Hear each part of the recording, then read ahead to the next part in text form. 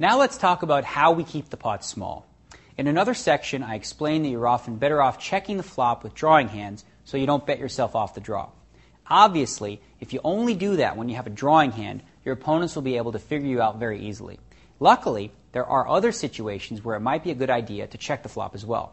Sometimes when you flop a monster hand and are looking to trap, but also situations where you have a piece of the flop but not a big enough piece to feel great about your hand. Let's look at a few examples. You raise before the flop with king-9 of hearts and the big blind called you. The flop comes 10-9-8, giving you middle pair. This is an extremely dangerous flop for your hand, which would lead many to believe that you should be aggressive and look to protect your hand with a big bet here. I don't think that's a very good idea. You could very easily be beat on the flop. Even if you are ahead, there are drawing hands out there that wouldn't be afraid to play a big pot with you. If your opponent had king-jack, jack-9, any sort of a flush draw, he'll at least call a bet on the flop. By checking the flop, you give yourself an opportunity to avoid losing any chips unnecessarily, while keeping the pot small so you'll have a better chance of protecting your hand on the turn. For example, if the turn card is a deuce of diamonds and your opponent checks again, well, now you can make a decent-sized bet to force your opponent into either taking a bad price by calling or letting go of the draw. Let's look at a few more examples. You raise with pocket queens and the button calls you. The flop comes king, 4. There's little reason to bet here. If your opponent has the king, you're just dead meat. If not, the only hands you need to worry about are pocket 4s and pocket aces. What's even more likely, though, is that your opponent has a maximum of 3 total outs against you. If he has, say, ace-jack, you'd be giving him a free chance to outdraw you if he hits the ace. That's not such a big deal. Or, if your opponent has a hand like pocket 9s, you might be giving him a free shot and one of the 2 remaining 9s to beat you. Again, a very low percentage hit for him. The queens are strong enough on a flop like this where it's okay to play it weak on the flop, since if the queens are good on the flop, they'll likely be good at the river. If you are beat, you want to cut your losses. The other key benefit of checking the flop here is that you'll give your opponent an opportunity to either bluff off his money or protect what he believes to be the best hand. If he does have, say, pocket 9s, he'll probably bet the flop in order to protect his hand and look to find out where he is at in the hand. Now, there's no need for you to get frisky against the bet here. You should totally shut down and go into defense mode. I'm going to steal a quote from another top pro, Lane Flack, who says, "Why do the pushing when the donkey will do the pulling?" The texture of the board says a lot about how you should play marginal hands after the flop. Let's look at another example. A weak player limped in from middle position. So you decided to raise him from the button with ace-8 of spades. That player called and the flop came ace-6-6. If the limper checked to you, what would you do? You have aces up on the flop, which looks good, but what type of hands will your opponent call you with on a flop like this? One with absolutely no draw present. There is an outside chance that he'll call you with a pocket pair if he's truly awful, but more likely than that, if he calls your bet on the flop, he'll have at least an ace as well. Your 8 kicker could be in big trouble, and even if it isn't, chances are that by the river you'd be splitting the pot with your opponent. Any ace, 6, 7, 9, 10, jack, queen, or king would nullify your kicker completely. Why not check? What is the real danger in checking this flop? The only real danger is that your opponent has a hand like pocket 3s and catches on the turn. You'd be losing a pot you would have won with a bet on the flop. That's simply not going to happen often enough to make you worry about it too much. If you check the flop, you may once again induce a bluff from your opponent. Let's say the turn is a 9, for example, and your opponent has pocket 7s.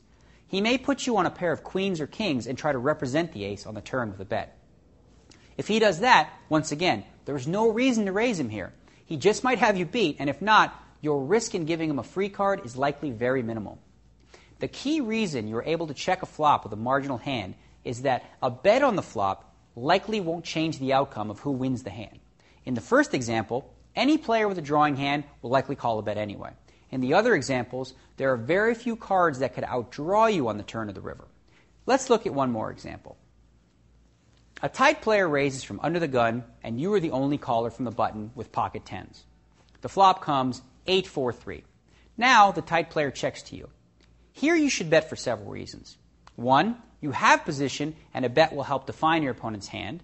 2, your opponent likely has ace-king, and by checking, you'd give him a free chance at 6 cards to beat you. 3, there's a flush draw present. If your opponent has ace-queen and you check the flop, he could now catch an ace or queen to beat you, but also could pick up a flush draw on the turn if another heart hits the board. If a tight player check raises you on the flop, it's a pretty safe bet that your pocket tens are no good.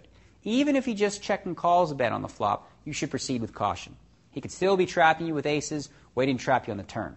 With pocket tens, you basically want to make your case for the pot right on the flop. But if there is too much resistance, you need to seriously think about letting the hand go.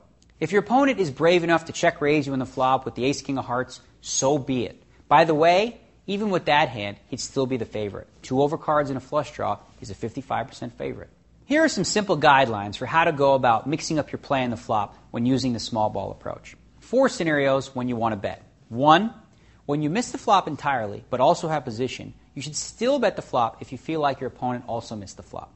Be wary of flops that contain 2 or more cards above 8. Flops like Jack 9-7, Ace Queen 9, Jack 10-4 hit a lot of hands that many opponents will call with. 2. You should bet the flop with good hands that also need protection. If the flop comes Jack 8-4 and you have King Jack, you should bet the flop a high percentage of the time. 3. You should bet monster drawing hands in order to either steal the pot on the flop or look to build a bigger pot for when you hit your hand. 4.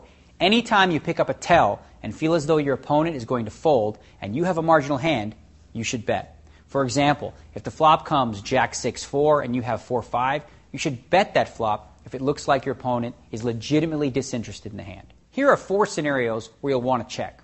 1. When you have a drawing hand and want to catch it cheaply. If you bet the flop, your opponent may raise you, thus forcing you to lay down a drawing hand that could have potentially won you a big pot. 2.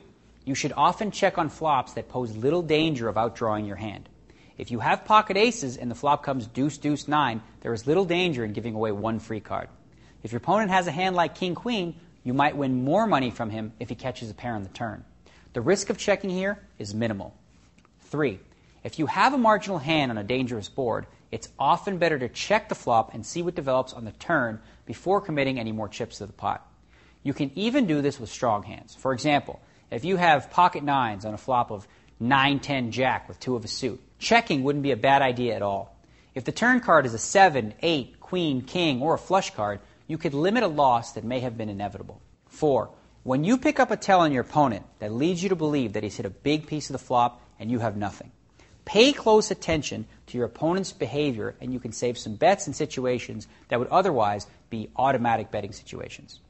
Flops like King, King 4, Ace 6-6, Queen, Queen deuce, and Deuce, Deuce 3 are what I like to call hit or miss flops. If you started with the best hand, it will remain the best hand after flops like these a high percentage of the time. Your opponents will either hit those flops big or they will completely miss. By playing your marginal hands cautiously after these types of flops, you'll be able to minimize your losses without taking a major risk of losing the entire pot.